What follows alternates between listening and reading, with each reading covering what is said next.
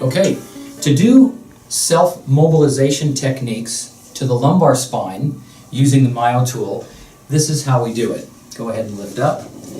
You put the MyoTool on a towel while they're lying on the ground.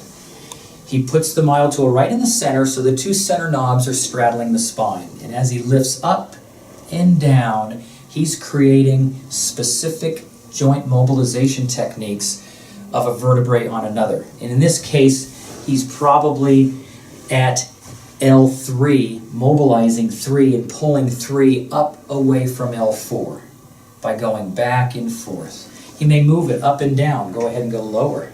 So put the MyoTool lower. And now he lies there, and now he's mobilizing L5, S1, because he's right at the iliac crest. And so he can create deep, soft tissue work on the paraspinals and getting actually some intentional bone movement, which is nice. So he may work him all the way up, hitting all the joints through the lumbar spine as well as the thoracic spine in this position. The knees are bent to create a posterior pelvic tilt, which flattens the spine to allow for better movement. If it was a real acute case, he may just stay down, just slightly lift, creating just a slight little lift in mobilizing a joint, but not going through a large motion. If you stand up, go ahead and come up, and we put the spine down. This is what that technique looks like.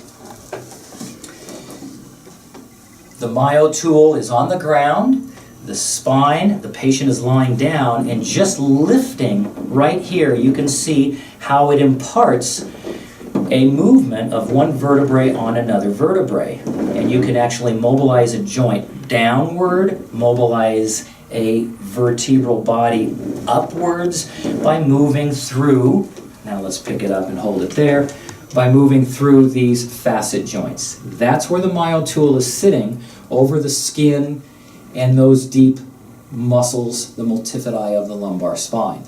Now, let's say we want to move one joint on one side. The next technique we'll show is the MyoTool coming under the body and just lifting on one side can impart a unilateral PA pressure. And it looks like this. Go ahead and lie down.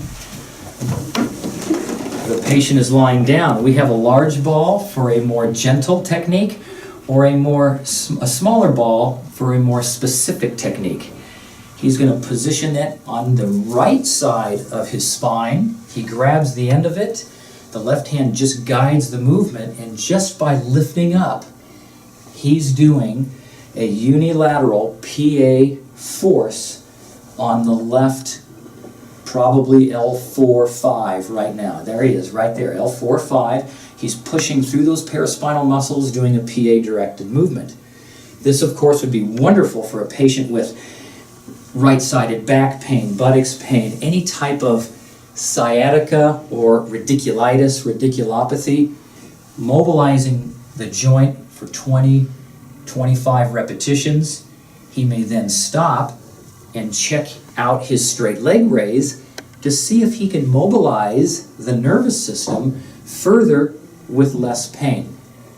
If he can mobilize it further with less pain, he's on the right track of self-treatment for his specific lumbar dysfunction and radiculopathy or radiculitis. Thank you.